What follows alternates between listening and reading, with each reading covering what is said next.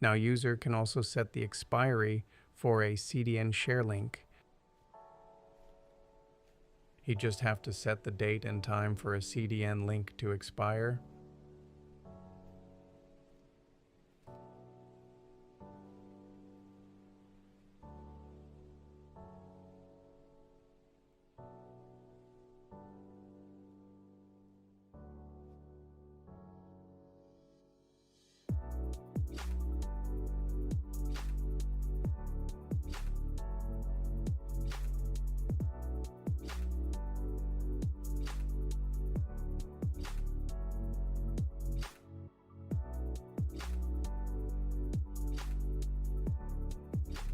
Before that expiry date, file share by CDN can easily run.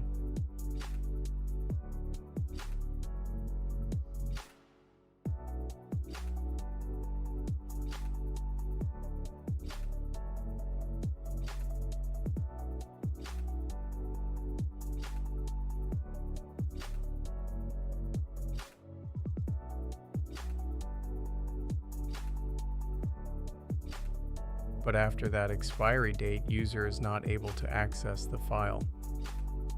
Thank you.